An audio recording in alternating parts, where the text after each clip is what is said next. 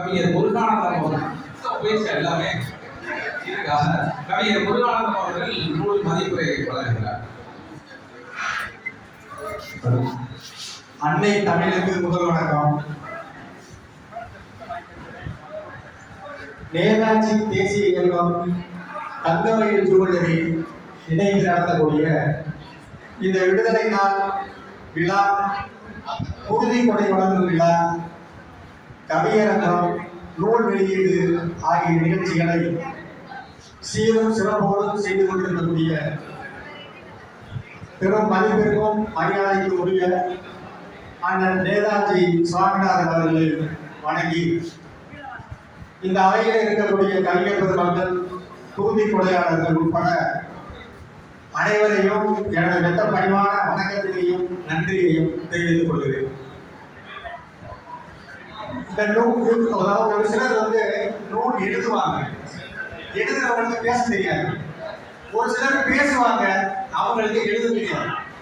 ஆனா நம்ம நூலாசிரியரை பொறுத்தளவு எழுதுறாங்க, உரைநடையாகவும் எழுதுறாங்க, இலக்கிய இலக்கண வளம் குறையாமலும் எழுதுறாங்க, கவிதை எழுதுறாங்க, கட்டுரை எழுதுறாங்க, வாழ்வை நிலைய உரைஞரா இருக்காங்க.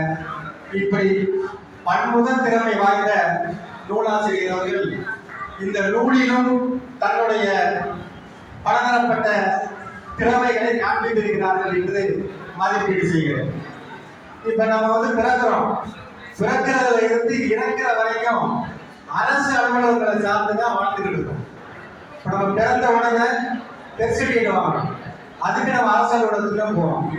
அதுக்கடுத்து நம்ம வளரணும், வளரும் போது குழந்தைகளுக்கு நோய் வரும், அதுக்கு நம்ம ஆரம்ப சுகாதார நிலையம் போகணும்.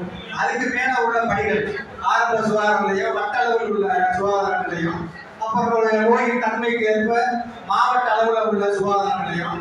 இந்த மாதிரி வளர்ச்சி எப்படி இருக்கோ அதுக்கடுத்து ஆரம்ப கல்வி, அதுக்கடுத்து பள்ளி கல்வி, அதுக்கடுத்து உயர்கல்வி. இந்த ஒவ்வொரு துறைகளிலையும் என்னென்ன வழிமுறைகள் இருக்கு, அதை எப்படி ஸ்கூல்ல சேரணும், சேர்ந்த உடனே நம்ம ஜாதி சான்றிதழ் வாங்கணும், வருமான சான்றிதழ் வாங்கணும், அதுக்கு வருவாய்த்துறையில போனோம்.